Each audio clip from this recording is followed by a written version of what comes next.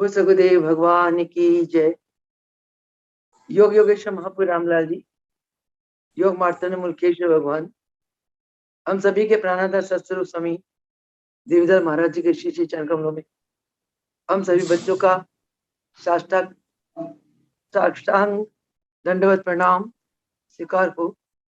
आइए प्रभु जी के चरणों में प्रणाम करते हुए, उनके चरणों का आशीर्वाद लेते हुए सत्संग आरंभ करते हैं। सत्संग में ज्ञान गुरुदेव ने देना है। आइए देखें गुरुदेव आज हमें कौन सा ज्ञान देते हैं। ज्ञान को प्राप्त करने गुरुदेव के चरणों में एक ही विनती है, हे प्रभु सदा की तरह आज भी अपनी कृपा करुणा आशीर्वाद से वो ज्ञान देना जो ज्ञान हमें समझ आ जाए, हम अपने मानस पटल में उस ज्ञान को उतार लें, बुद्धि में वो ज्ञान समा जाए और हमारी बुद्धि आप जी के दिए हुए ज्ञान के अनुसार चले, जिससे कि हम अपना जीवन और जन्म सुंदर बना सके, दिव्य बना सके, आनंद में बना सके, आप जी के हम चरणों की कृपा पात्र बन सके।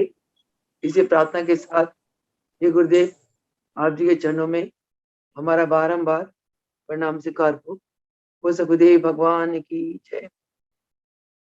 आज गुरुदेव गीता का 9वां अध्याय के बारे में हमें कुछ ज्ञान देने के लिए प्रेरित कर रहे हैं कि गीता का 9वां अध्याय 8वां अध्याय हमने पिछले 2-3 सत्संगों में 8वां अध्याय अक्षर ब्रह्म योग उसके ऊपर सत्संग चला और उस अध्याय से हमें काफी कुछ ज्ञान हुआ भगवान के बारे में।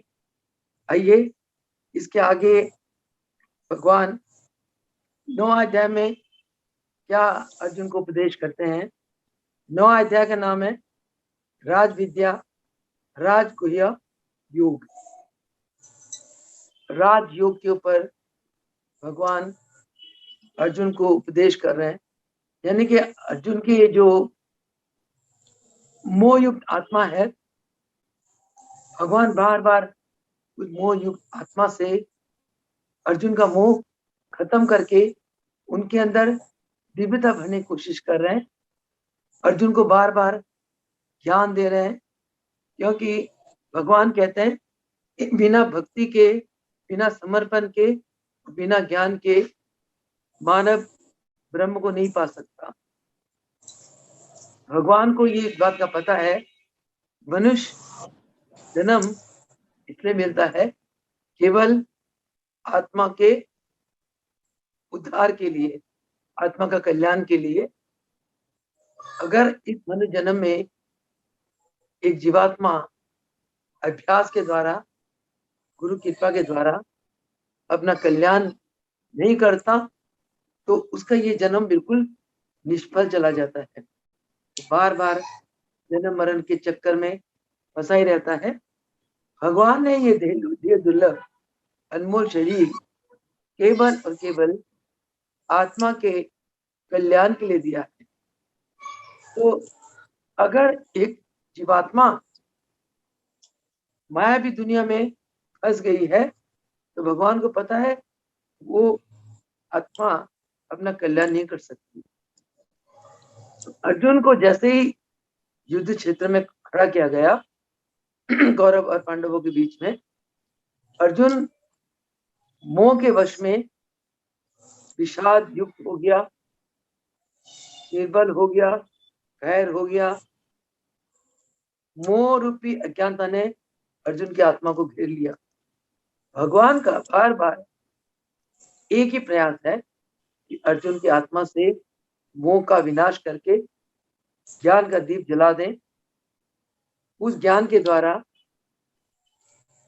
इसका मोह खत्म हो और उस ज्ञान को प्राप्त करके ये निष्काम कर्म करते हुए अपना आत्मा का उद्धार कर ले। इस प्रकार भगवान ने पहले एक एक करके अध्याय का उपदेश देते चले गए।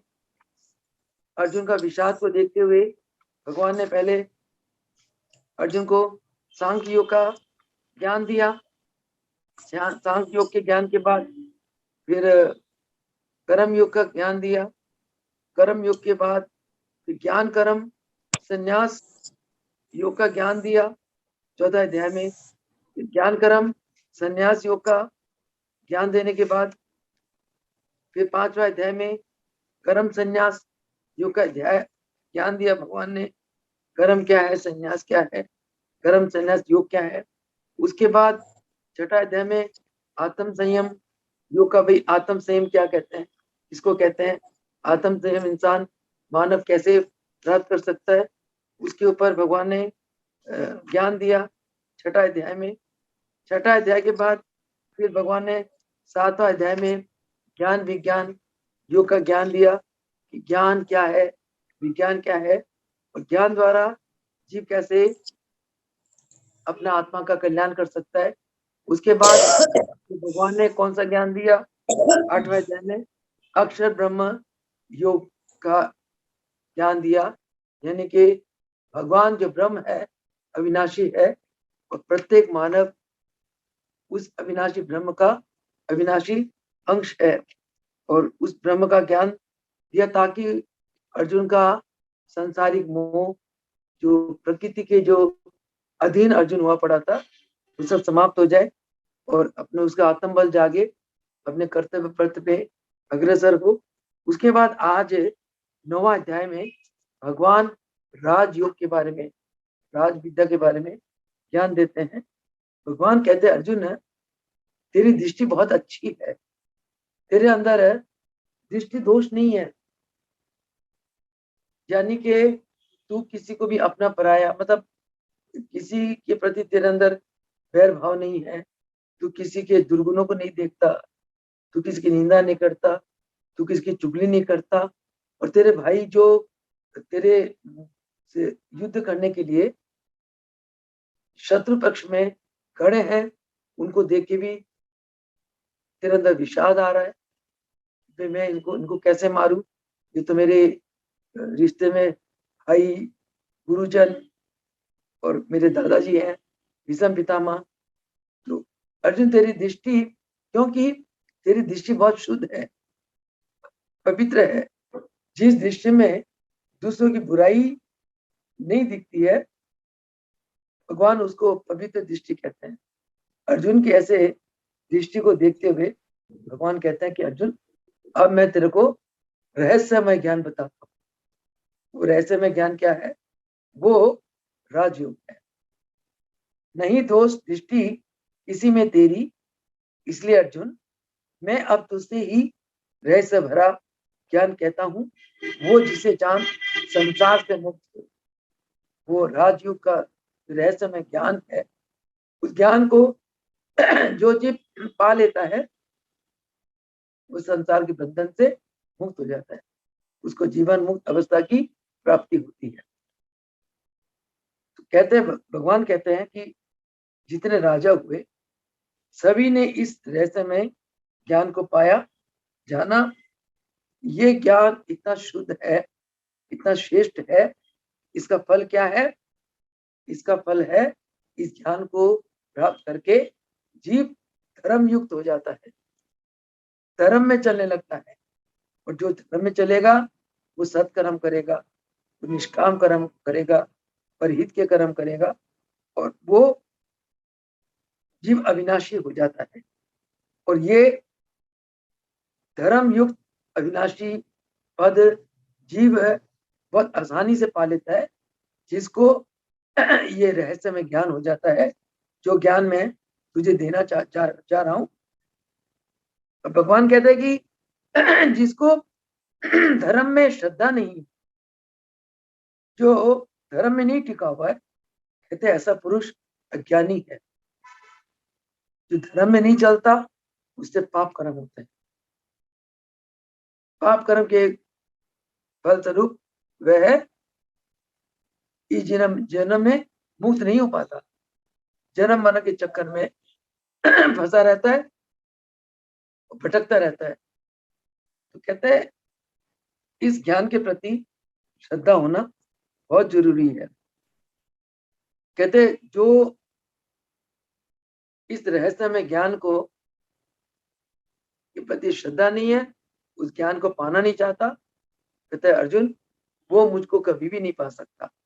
और जब तक जीव भगवान को नहीं पाते हैं तब तक जीव 84 के गेड़ में फंसे रहते हैं, बहुत कष्ट उठाते हैं, बहुत दुख पाते हैं वो। अब वो ज्ञान कौन सा है?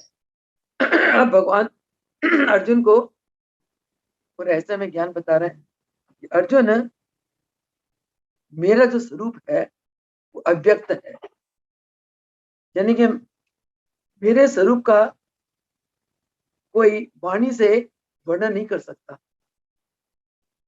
मैं अव्यक्त हूं और मैं सारा जगत वो मेरे अंदर समाया हुआ है। मेरा स्वरूप सर्वव्यापी है। सारा संसार मेरे अव्यक्त स्वरूप में समाया हुआ है। मेरा इतना विशाल स्वरूप है जिसमें सारा संसार समाया हुआ है। परंतु अर्जुन है, मैं संसार के प्राणी के प्रति आसक्त नहीं रहता। मैं संसार में रहते हुए भी निर्लेप रहता हूँ, अनासक्त रहता हूँ संसार से। और कहते हैं अर्जुन देखो इतनी एक बड़ी बात है कि मैं योग करता हूं, मैं योगेश्वर हूं, मैं योगी हूं। मैं योग करके मैंने अपने आप को ऐसे साध लिया कि मैं पालन भी करता हूं, क्रिया करता रहता हूं, मैं सृष्टि करता हूं, सृष्टि के साथ सृष्टि में रहकर भी निर्लेप रहता हूं। तो अर्जुन मैं ही संहार करता हूं। इन तीनों कर्मों से जो ब्राह्मी शक्ति का कर्म उत्पत्ति करना, वैष्णवी शक्ति का कर्म पालन करना, शैविक शक्ति का कर्म संहार करना, अर्जुन तीनों कर्मों को करते हुए भी मैं इन तीनों कर्मों से निर्लेप रहता हूँ, अकर्ता भाव में रहता हूँ। ये मेरे ही योग का फल है। कहते जैसे हवा भले ही चलती रहती है परंतु हवा सदा आकाश में ही रहती है, उसी प्रकार संसार में जितने प्राणी है सब आ रहे जा रहे हैं, आवागमन चल रहा है प्राणियों का, असंख्य अनगिनत प्राणी है। इसी प्रकार सभी प्राणी मेरे अंदर समाये हुए। और कहते हैं भगवान कि अर्जुन जब कल्प के अंत में मेरा अंत होता है, सारा संसार मुझ में समा जाता है। और कल्प के शुरू में जब मेरा अवतार होता है तब मैं पूरे संसार के जीवों का रचना करता हूँ। ये एक राजयोग, राज विद्या, राज विभव विद्या योग का ज्ञान है। और भगवान कहते हैं कि अर्जुन मैं प्रकृति को अपने वश में कर लेता हूँ और प्रकृति के अंदर प्राणी को रचता हूँ। जो प्राणी मेरे प्रकृति में फंस जाते हैं बार बार जन्म मरण के चक्कर में फंसे रहते हैं, वो जीवन मुक्त कभी नहीं हो सकते। कहते ये प्रकृति मेरी ही रचना है, जितना बल मुझ में है उतना बल प्रकृति में है, परंतु प्रकृति मेरे अधीन है, मानव प्रकृति का अधीन है। तो जब तक मानव इस प्रकृति के त्रिगुणी माया में प्रकृति के वश में रहता है तब तक वह कल्याण नहीं कर सकता। प्रकृति को अपने वश में करने के लिए मानव को योग करना पड़ेगा, क्योंकि योग विद्या एक ऐसी विद्या है जिसमें मानव प्राणों के संयम के साथ साथ मन का संयम कर लेता है। प्राण और मन दोनों को वो मायावी प्रकृति में फंसने नहीं देता, उसे मुक्त रखता है। ये योग की अवस्था है, योगी की अवस्था है। तभी योगी को माया लुभा नहीं सकती, प्रकृति योगी को लुभा नहीं सकती। तो कहते हैं अर्जुन, मैं ये सारे कर्म कर रहा हूं, संसार की रचना करता हूं, प्रकृति की रचना की है और मानव को प्रकृति के अधीन कर दिया, परंतु सारे संसार की रचना करने के उपरांत मैं इनसे उदासीन रहता हूं, विराग में रहता हूं। कहते ना इन कर्मों में ना मुझे आसक्ति है, ना ये कर्म मुझे बांध सकते हैं। भगवान क्या कहना चाहते हैं कि जब हम कोई कर्म करते हुए कर्म में आसक्त हो जाते हैं तो वो हम उस कर्म के बंधन में जाते हैं और उस कर्म का फल हमें भुगतना पड़ता है। इस जन्म में भुगत लेते हैं, नहीं तो अगले जन्म में भुगतना पड़ता है। महाराज जी फरमाते हैं कि जीव जब कर्म करता है, शुभ कर्म करता है, तो उसको शुभ कर्मों के फलस्वरूप स्वर्ग मिलता है। जीव जब अशुद्ध कर्म करता है, अशुद्ध कर्मों के फलस्वरूप उसे नरक का गुण मिलता है। एक जीव शरीर त्यागने के बाद अपने कर्मों के अनुसार कुछ काल स्वर्ग में बिताता है, कुछ काल नरक में बिताता है। उसके बाद भी जो उसके कर्म बच जाते हैं वो प्रारब्ध कहते हैं। उन प्रारब्ध को भुगतने के लिए भगवान उस जीवात्मा को फिर नर चोला देकर भेजते हैं। तो मनुष्य चोले में अब देखो, हम अच्छे वाले बैठे होते हैं, अचानक कोई कष्ट आ जाता है। ये क्या है? ये हमारी प्रारब्ध, जो कर्म हमने करा, फिर हम बैठे हैं, अचानक बहुत मस्ती आने लगती है, आनंद आता है, हमसे शुभ कर्म हो जाते हैं, परहित के कर्म हो जाते हैं। ये हमारे प्रारब्ध है।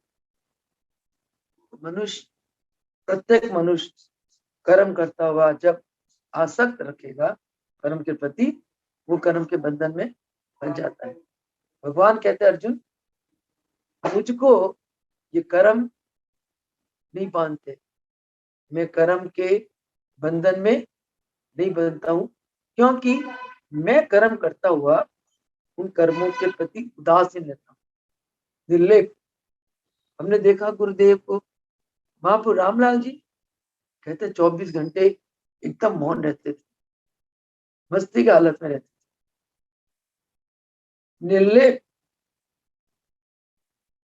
भक्तों की इतने कल्याण कर रहे हैं, अपनी दिव्य शक्ति से सारे ब्रह्मांड की रक्षा कर रहे हैं, ब्रह्मांड को चला रहे हैं, फिर भी प्रभु जी निर्लेप रहते।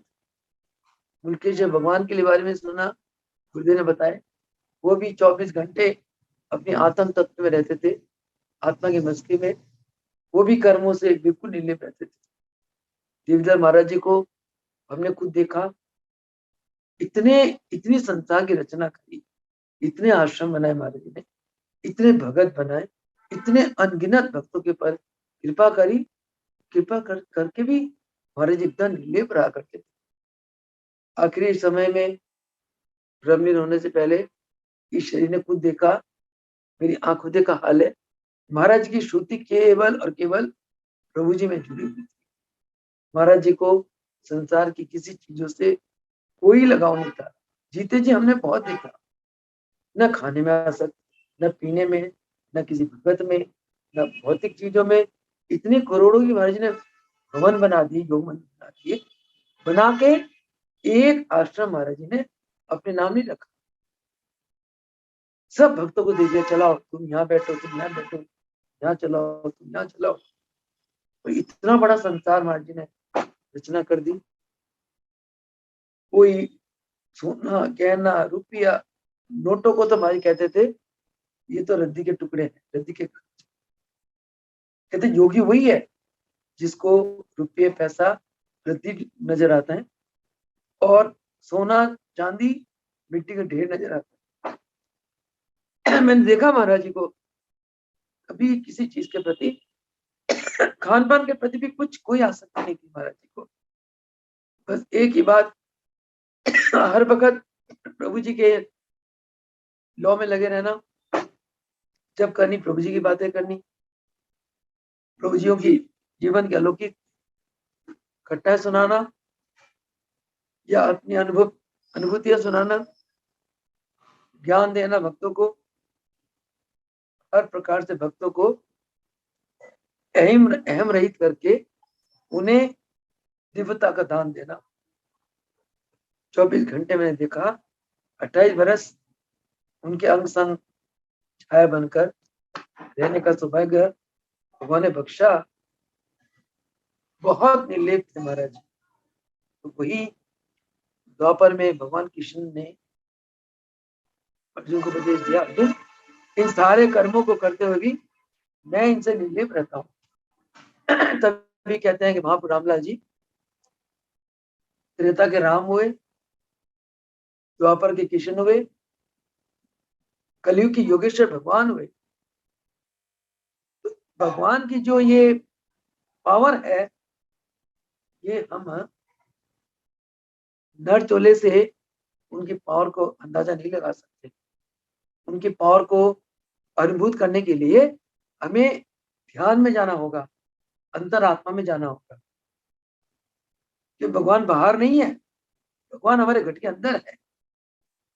उनको पाने के लिए हमें अंदर की यात्रा करनी होगी। अंदर की यात्रा कब होगी? जब हम योगा चित्त वृत्तियों को विरोध करके, कंट्रोल करके,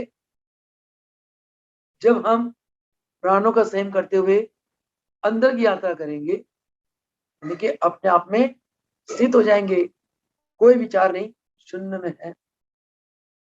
उस समय जो मस्ती आती है, जो अंदर एक दिव्य दर्शन होते हैं, दिव्यता अनुभूत होती है, उस समय परमात्मा के असली स्वरूप को अभ्यासी अनुभूत करता है।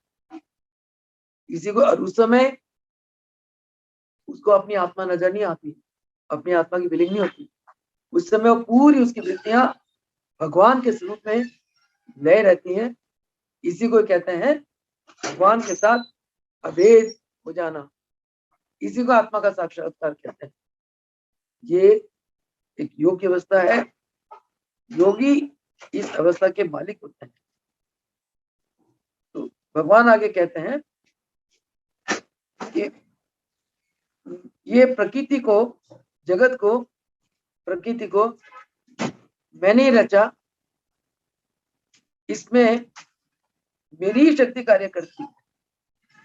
मैं सारा संसार का आधारभूत हूं, परंतु मैं इस संसार के चक्कर में नहीं पड़ता।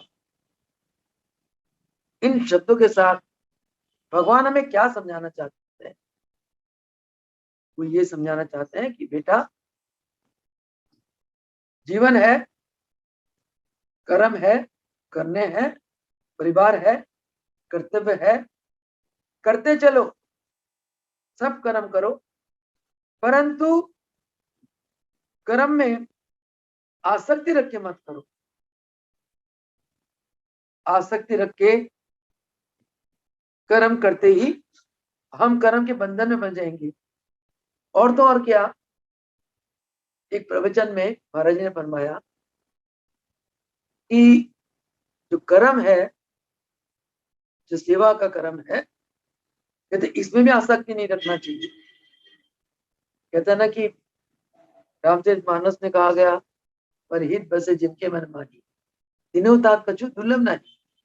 परहित में काम करना बहुत एक उत्तम कर्म है। सीधी सीधी चरणों पड़ी रहती है जो इंसान परहित में जीता है।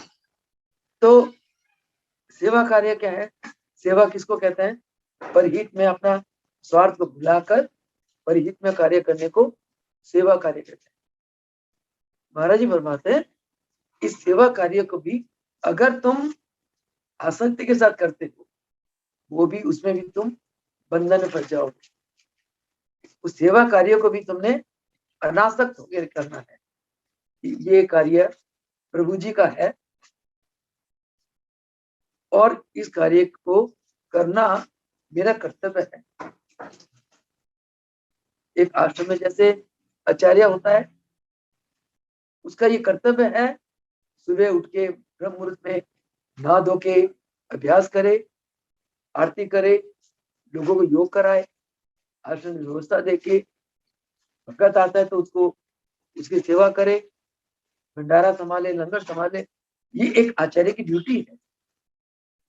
अगर वो आचार्य उस आश्रम के कार्यों को सेवा कर्तव्य समझ के करता है, फिर अगर कर्तव्य समझ के करता है, फिर वे बंधन में नहीं फंसेगा। हालांकि पुण्य कर्म है, निष्काम कर्म है, पर इन कर्मों को वो अगर आसक्ति के साथ करे कि मैं योग कराऊंगा तो प्रभु जी से मुझे ये फल मिलेगा, आरती करूंगा भगवान से मुझे प्रसन्नता मिलेगी, मैं किसी की सेवा करूंगा तो उसका मैं गुडविल गेन करूंगा, इस प्रकार एक अटैचमेंट के साथ, आसक्ति के साथ जो कर्म होता है, जब वो सेवा कर्म ही हो, फिर भी हम बंधन में फंस जाएंगे।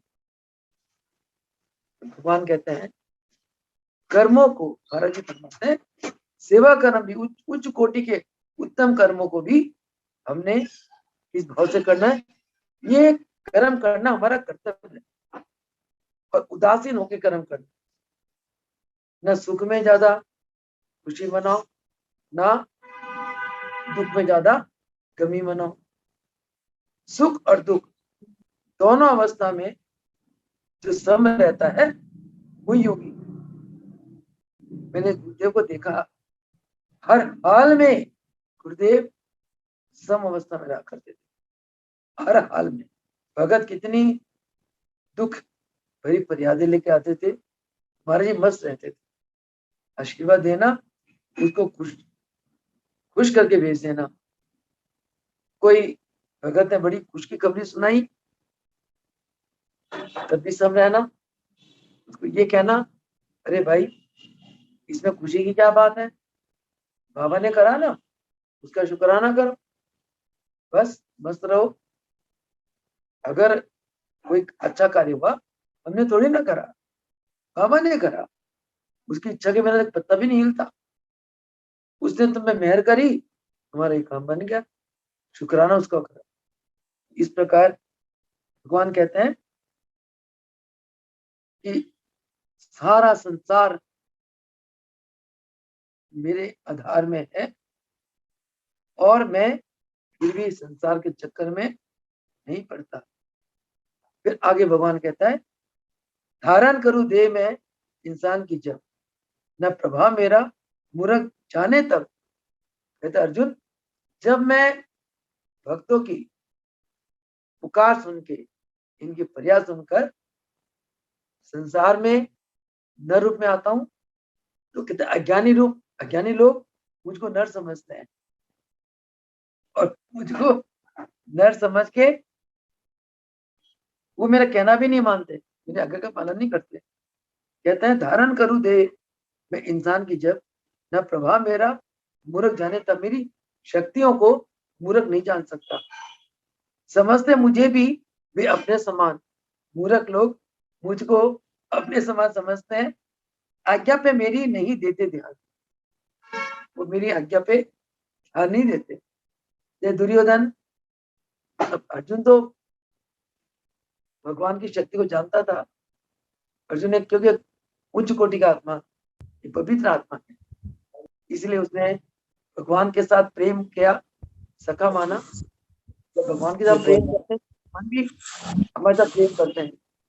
दुर्योधन ने भगवान की शक्ति को नहीं माना, नहीं जान पाए, तभी मार खा गया वो। जब भगवान ने कहा कि अर्जुन और क्या नाम है, अर्जुन और दुर्योधन दोनों को बुलाया, हाँ भाई युद्ध करना है, तुम बताओ तुम्हें क्या क्या चाहिए, किसको क्या चाहिए, मेरे ले जाओ। कहते दो बातें हैं, एक तरफ तो मैं एक पक्ष में अकेला मैं कराऊंगा, हमेशा अस्त्र भी नहीं होंगे, बिना अस्त्र के लड़ाओ। और दूसरी तरफ 11 अक्षौणी सेना है। हाँ भाई दुर्योधन, पहले तू बता, तेरे को मैं चाहिए कि 11 अक्षौणी सेना चाहिए? दुर्योधन ने सोचा, ले अकेला किशन बिना अस्त्र के क्या करेगा? क्योंकि वो अज्ञानी था, अहंकारी, जो है ना, लोभी, लालची, किसको सताने वाले होते हैं, वो अहंकार के वश भगवान को नहीं पहचान पाते। अहंकार उनकी ज्ञान को ढके रखती है। तो अहंकार के वश उसने भगवान को नहीं पहचाना। भगवान को, भगवान ने नर रूप में अवतार लिया, भगवान को नर माना। नर मानते हुए वो कहता है कि नहीं प्रभु, मेरे को तो बस 11 अक्षौणी सेना दे दो। अर्जुन को पूछा, अर्जुन तुझे क्या चाहिए? कहते हे भगवान, मुझको तो आप चाहिए, आप मेरे साथ हो जाओ, मुझे कुछ नहीं चाहिए। कहते ठीक है अर्जुन, मैं तेरे तेरे रथ का वो रथवान बनूंगा, तेरा सारथी बनूंगा। अर्जुन मान गए, बड़े खुश हुए। अर्जुन को पता था तो भगवान है, कुछ ज्ञान था उसको, भगवान की शक्ति को जान गई। तो आप देखो, आपके सामने ही महाभारत के युद्ध में कौरवों का हार हुई, पांडवों की जीत हो गई। 5 पांडव, क्यों जीत हुई? तो भगवान उनके साथ थे, भगवान की शक्ति थी। वही देखो, भगवान युद्ध क्षेत्र में अर्जुन को ज्ञान दे रहे हैं। अर्जुन, जो मूर्ख लोग होते हैं वो मुझके नर समझते हैं, मुझको अपने समान समझते हैं, इसलिए वो मेरी आज्ञा में ध्यान भी नहीं देते। तो युद्ध से पहले भगवान ने युधिष्ठिर को, दुर्योधन को बहुत समझाया, दुर्योधन 5 पांडवों को 5 गांव दे दो, बाकी सारा राज्य तुम ले लो। कहता मैं एक तिल जमीन भी नहीं देता। तो भगवान की आज्ञा का पालन नहीं करा भगवान, क्योंकि उसने अपनी अज्ञानता के कारण भगवान की शक्ति को ही नहीं जानी। तो आगे भगवान कहते हैं, आशा ये सब जिनकी होती है व्यर्थ, ना है उनके कर्मों का कुछ भी अर्थ। कहते जिनके अंदर आशा, तृष्णा, वासना होती है, उनके सारे कर्म बेअर्थ होते हैं, उनके कर्मों का कोई अर्थ नहीं होता, बेकार के कर्म होते हैं। वृथा ज्ञान वाले अज्ञानी ये मोहित है आसुरी स्वभाव से। ये बिना ज्ञान के जितने अज्ञानी है, इनका स्वभाव कैसा होता है? मोह के कारण इनका स्वभाव असुरों वाला है, जो दुर्योधन का स्वभाव था। तभी तो उसने पांडवों को जान से मारने के लिए कितने षड्यंत्र रचे, आप हम सबको पता है। आगे भगवान कहते हैं, सहारा जो ले दैवी स्वभाव का, महापुरुष जो जान लेते ऐसे ऐसा। कहते हैं जो जिसका स्वभाव दैविक होता है वो महापुरुष होता है। दैविक ईश्वरीय स्वभाव वाले जो लोग होते हैं, वो दैविक स्वभाव वाले लोग, उनको महापुरुष कहते हैं। हूँ कारण अनादि में अनश्वर, करे भजन मेरा अनन्य होकर। ऐसे महापुरुष मुझको ही कारण मानते हैं, मुझको अविनाशी मानते हैं, मुझको अनादि मानते हैं। और ऐसे महापुरुष दैवी गुण वाले होते हैं, वो अर्जुन दिन रात मेरा ही भजन करते हैं। दृढ़ निश्चय जिनका लगन भी लगी, करे कीर्तन में सदा मेरा। कहते जिनको मेरी लगन लग जाती है, जो मेरे प्रति पूरा दृढ़ आस्थावान है, वो दिन रात अर्जुन मेरा ही भजन करते हैं, नमस्कार करते जमा मुझ पे मन, लगातार पूजा पूजा में मेरी मगन। कहते अपने ध्यान में ध्यानित होकर वो दिन रात मेरी ही पूजा करते हैं और मेरे में ही अपने मन को वो लगा देते हैं। एक रूप होकर मुझी से कहीं करे ज्ञान यज्ञ से मेरी पूजा है। कहते मेरे साथ अभेद होकर वो ज्ञान के द्वारा मेरी पूजा करते हैं, ज्ञान यज्ञ के द्वारा, यानी कि ज्ञान के द्वारा वो मेरी आत्मा को अपनी आत्मा और अपनी आत्मा को मेरी आत्मा मानते हैं, यानी कि आत्म रूप से ऐसे ज्ञानी महापुरुष मेरे साथ अभेद हो जाते हैं। और स्वामी दास का भाव रखकर भूत मुझे देख चारों तरफ, और शरीर रूप से मुझको स्वामी मानते हैं और अपने को दास मानते हैं। स्वामी दास के भाव से वो चारों तरफ सिर्फ मेरी ही पूजा करते हैं, यानी कि वो मेरी ही सेवा करते हैं। इसके आगे भगवान कहते हैं, यज्ञ में हूं और उनकी रीतियां में, पितरों का अन्न सब वनस्पतियों में, मंत्र व अग्नि मुझे जान तू, घी और हवन की मैं क्रिया भी। ये कितना एक महान ज्ञान दिया भगवान ने। इसको राज विद्या कहते हैं और राजगुह योग कहते हैं। भगवान कहते हैं, अर्जुन मैं यज्ञ में हूं, यज्ञ की रीतियों में हूं, पितरों के अन्न में हूं, मैं वनस्पतियों में हूं, मैं मंत्र में हूं, मैं अग्नि में हूं, मैं घी में हूं, मैं हवन, यानी कि अर्जुन मैं सर्वत्र हूं। मैं माता पिता सारी दुनिया का हूं, पितामह और सबका पालन करूं। अर्जुन मैं सारी दुनिया का माता पिता हूं और पितामह हूं, दादा हूं, सबका पालन करता हूं वेद में ऋग यजुर और साम, शुद्ध जानने योग्य ओंकार नाम। कहते हैं वेदों में कि मैं ही हूं, वेदों में जो ओंकार का नाम है वो मेरा ही। गति भरता स्वामी मैं हूं साक्षी, हितेशी निवास और शरण सभी की भी। कहते मैं ही गति हूं, मैं ही भरता हूं, मैं ही स्वामी हूं, मैं साक्षी स्वरूप, मैं सबका हितेशी हूं, सबके अंदर निवास करने वाला हूं और सबको अपनी शरण देने वाला हूं। अर्जुन मैं ही उत्पत्ति हूं, मैं ही प्रलय हूं, सबका आधार मैं हूं, इस जग का अविनाशी कारण मैं हूं और मैं ही सारा जगत का सार हूं। इस प्रकार भगवान ने अर्जुन को अपनी विशाल अविनाशी स्वरूप का परिचय देते हुए अर्जुन की आत्मा को दिव्यता प्रदान कर अर्जुन को ज्ञान दे रहे, क्योंकि ज्ञान की ज्योति के बिना हमारी आत्मा में प्रकाश नहीं आ सकता। आत्मा में प्रकाश लाने के लिए, आत्मा में प्रकाश प्राप्त करने के लिए ज्ञान की ज्योति अत्यंत आवश्यक है। ज्ञान कौन देते हैं? ज्ञान गुरु देते हैं। भगवान कृष्ण तो आदि गुरु हुए।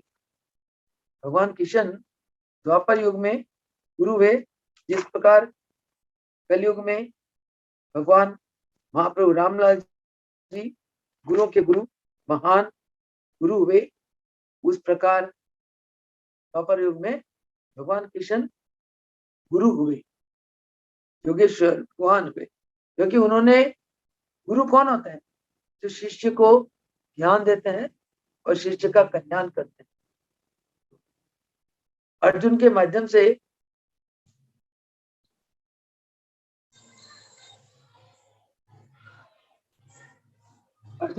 से भगवान ने ये गीता का महान ज्ञान सारा संसार को दिया। आगे भगवान कहते हैं, गति भरता स्वामी मैं हूं, तब हो गया।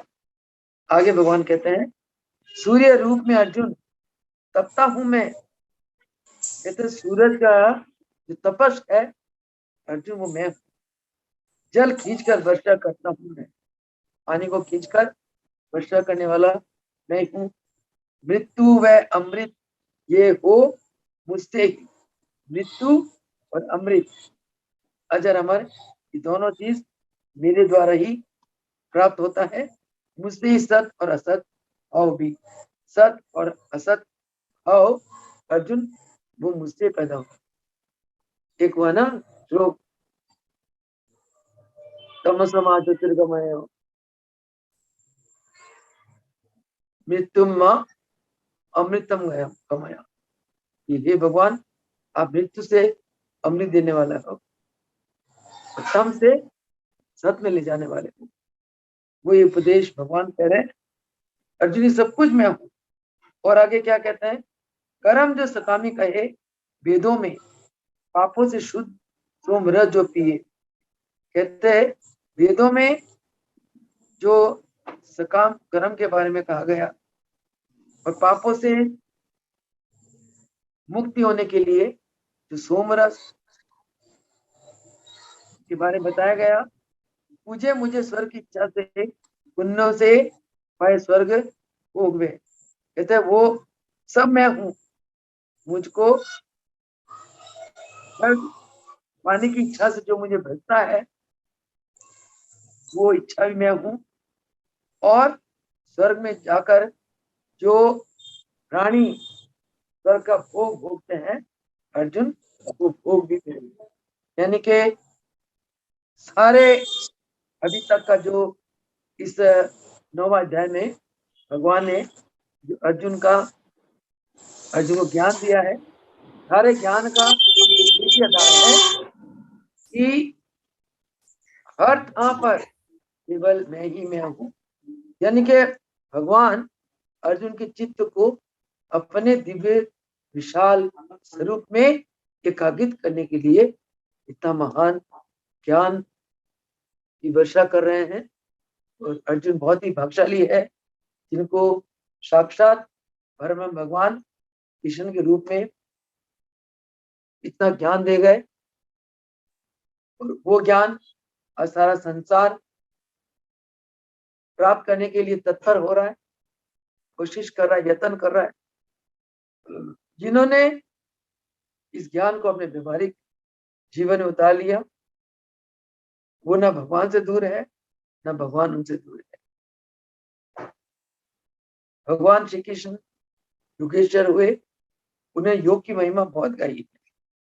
सारे योगी पुरुष के जो सद्गुण होते हैं भगवान श्री कृष्ण में वो सभी गुण विद्यमान रहे।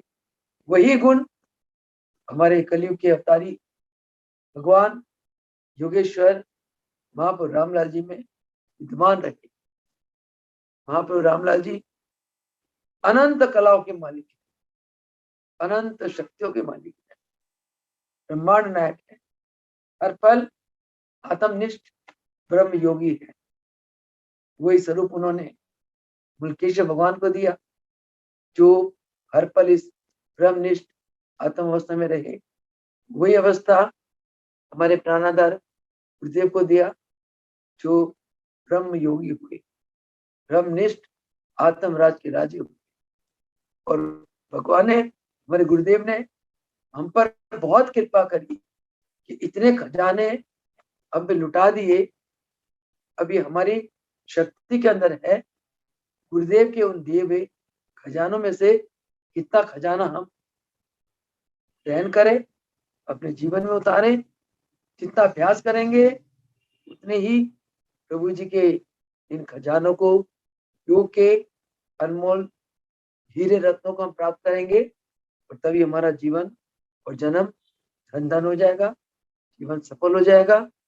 और जिस जीव ने, जिस साधक ने, जिस अभ्यासी ने गुरुदेव की आज्ञा का पालन करके अपने जीवन में इस योग की अद्भुत शक्तियों को अनुभूत करा, योग के मार्ग पे चल पड़े, मंजिल तक पहुंचने तक योग के मार्ग में अरूढ़ रहे, वो जीव, वो शिष्य, वो भक्त बहुत ही महान है। तो हमने भी अपने जीवन को इस प्रकार महान बनाना है। मनुष्य चोला बार बार नहीं मिलता, ये देव दुर्लभ चोला है। इस चोले में आकर हमें जीवन के एक पल, एक घड़ी भी व्यर्थ नहीं गंवाना चाहिए।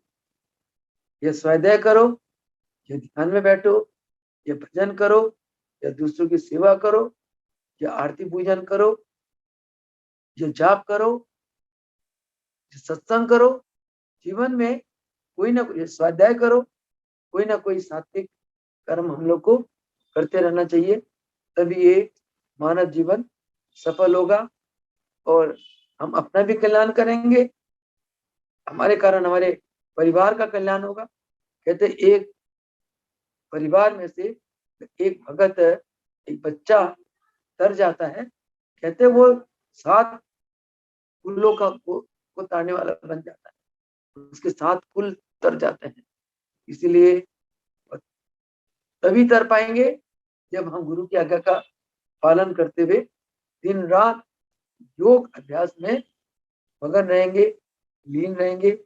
सिवा योग के और मस्तक में कोई विचार नहीं आना चाहिए, सब कुछ भगवान स्वतः करते चले जाते हैं। हम एक बार अपने आप को भगवान के चरणों में समर्पित कर देते हैं, भगवान के चिंतन में रहते हैं, हमारा सारा कार्य भगवान कराते हैं। ऐसे भगवान को बारंबार नमन, और इन्हीं शब्दों के साथ आज के सत्संग को समाप्त करते हैं।